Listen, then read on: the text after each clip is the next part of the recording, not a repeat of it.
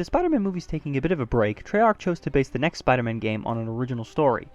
Web of Shadows has a lot of new mechanics and gameplay tweaks, and the new features definitely set it apart from the movie-based games.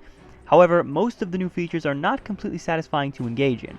Even so, Web of Shadows is a fresh Spider-Man experience after so many games that simply relied on web swinging to deliver a fun experience. Web of Shadows is probably the first Spider-Man game in a while to really try and put a lot of effort into telling an engaging story, and it's definitely trying to set a grim tone, especially with the opening cutscene set to Moonlight Sonata. The story involves Spider-Man coming into contact with Venom, and during the fight a piece of the symbiote attaches itself back to Spider-Man, giving him the black suit. Before long, Venom has his own plan to infect Manhattan with symbiotes. Like I said before, there's a lot of effort being put into the development of the story, with cutscenes and dialogue sections for the players to engage in. However, the plot never really evolves into more than symbiote invasion bad, you hero go stop. Once the symbiote invasion begins, any narrative really stops dead in its tracks, and the game becomes more concerned with just showing off new forms of the symbiotes. The biggest change coming from the plot progression this time is the ability for players to make a choice as to how the story will play out. There are moments when the game will offer you a choice between a red suit choice and a black suit choice, basically boiling down to a good or evil decision. However, you might not really be sure of what outcome will happen based on your choice in some situations. For example, one of the very first choices you're given is during a scene when Luke Cage is trying to stop rival gang leaders from killing each other, so I picked the red suit choice, and Spider-Man explains to the two gang leaders that they were set up. But I had no indication that that's what was going to happen. There are a few other moments like this when you have no clue as to what will happen next regardless of the choice you make. Other choices come off a bit trivial, like choosing whether Vulture or Moon Knight will drop Spider-Man off at Rikers Island. I mean, seriously, I'm evil just because I picked Vulture? Also, all of your choices will result in 4 different endings. However, there's just 2 real endings for picking all of the red suit choices and the black suit choices. However, slightly choosing one suit more than the other will end up resulting in 2 other endings with some slight changes. Your choices may affect the ending, but they don't really affect how the game plays out overall. You'll still end up working for the same characters and get the same missions regardless of what choices you've made throughout the story. Another new addition is the ability to switch from the red suit and the black suit, or purple suit, at will. The different suits are handled much better than in Spider-Man 3. The red and blue suited Spider-Man has quick moves and web attacks, and black suited Spider-Man has more powerful attacks and web grabs. It's awesome to start beating up enemies with the red suit and then switch over to the black suit. Combat is very flashy with cool moves and animations.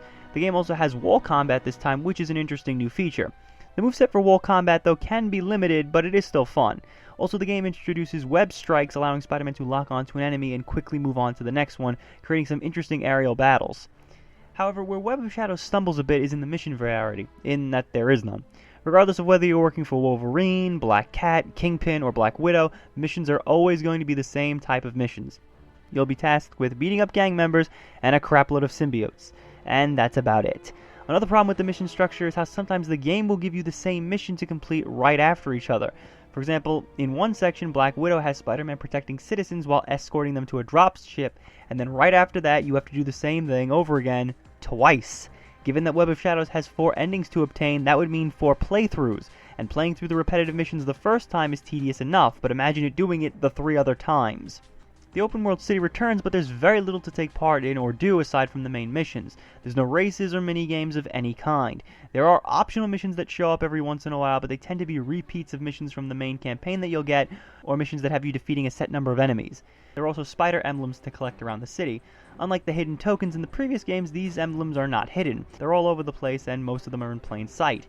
And they're supposed to raise your agility and your level, but collecting them doesn't really seem to affect anything. The presentation is much tighter than it was in Spider-Man 3. Character models in the city look a lot better than the last game. There are no weird faces and not too many bland textures. The symbiote designs are interesting and creative as the game moves on as well. The frame rate, however, is the big issue this time. It's fine in the early sections of the game, but once the city begins to be overrun by symbiotes, the frame rate takes a huge hit. I mean, the game is trying to handle so much on screen, with the symbiotes running around, S.H.I.E.L.D. engaging the symbiotes, citizens to be saved, Spider-Man web swinging, things exploding, the helicarrier coming down, drop ships moving in, S.H.I.E.L.D. carriers moving around. It's just too much, and the game crashes under the weight of all this. The voice acting is pretty good overall, however Spider-Man's voice actor comes off as a bit too whiny. Spider-Man Web of Shadows has a few bright spots. The combat is fun, and the ability to switch between the 2 suits is handled very well. However, the story isn't all that engaging, and there isn't really enough diversity in the mission structure.